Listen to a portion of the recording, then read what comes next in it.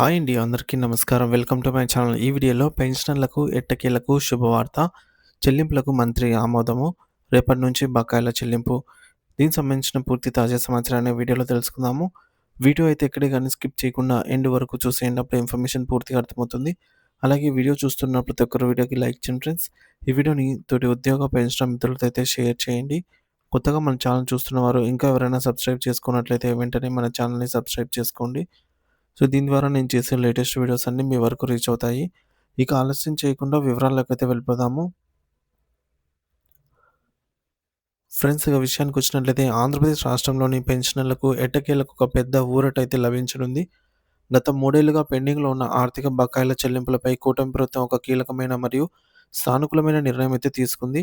రాష్ట్ర ఆర్థిక శాఖ మంత్రి పయ్యావుల కేశవ్ గారు ప్రకటించిన వివరాల ప్రకారం రేపటి నుంచే పెన్షనర్లకు సంబంధించి పెండింగ్ బిల్లులను విడతల వారీగా అయితే విడుదల చేసే ప్రక్రియ ప్రారంభం కానుంది.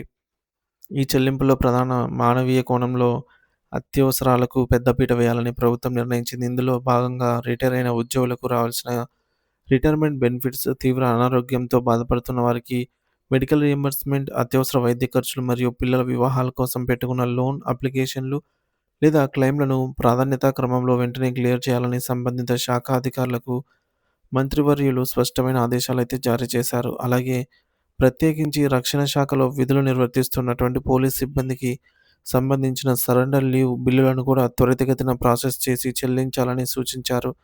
మరోవైపు మహిళా ఉద్యోగుల చిరకాల కోరిక అయినటువంటి చైల్డ్ కేర్ లీవ్ విషయంలో కూడా ఒక మంచి పరిణామం చోటు చేసుకుంది. పిల్లల వయసుతో సంబంధం లేకుండా మహిళా ఉద్యోగులు పదవీ విరమణ చేసే వరకు ఎప్పుడైనా ఈ సెలవులను ఉపయోగించుకునే వెసులుబాటు కల్పించాలని ఉద్యోగ సంఘాలు కోరాయి. దీనిపై సానుకూలంగా స్పందించిన మంత్రి ఈ అంశాన్ని గౌరవ ముఖ్యమంత్రి గారి దృష్టికి తీసుకెళ్లి త్వరలోనే అమలు చేసే దిశగా అయితే చర్యలు తీసుకుంటామని హామీ ఇచ్చారు.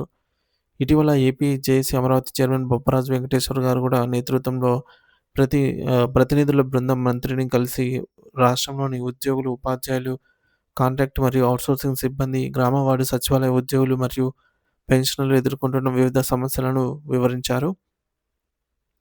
మరి ఈ సమావేశంలో బొప్పరాజు గారు ఒక ముఖ్యమైన విజ్ఞప్తి చేశారు. ఏ ఉద్యోగికి ఏ పద్దు కింద ఎంత బకాయి రావాలి అనే విషయాన్ని వారి నెలవారీ పే స్లిప్‌లో స్పష్టంగా నమోదు చేసి చూపించాలని కోరారు. దీనికి ప్రభుత్వం సానుకూలంగా స్పందించినట్టు సమాచారము. పెన్షన్‌లకు సంబంధించి దాదాపు వేల కోట్ల రూపాయల బకాయిలు పేరుకుపోయి ఉన్నాయి. అయినప్పటికీ కూడా ప్రభుత్వం బాధ్యతాయుతంగా వ్యవహరిస్తూ దశల వారీగా ఈ చెల్లింపులన్నీ కూడా పూర్తి చేస్తామని స్పష్టం చేసింది. అంతేకాకుండా ఉద్యోగుల కనీస జీవన ప్రమాణాలకు భంగం కలగకుండా వారికి చట్టపరమైన రక్షణ కల్పించే దిశగా కొత్త విధానాలను తీసుకురాబోతున్నట్లుగా ఆర్థిక మంత్రి వెల్లడించారు.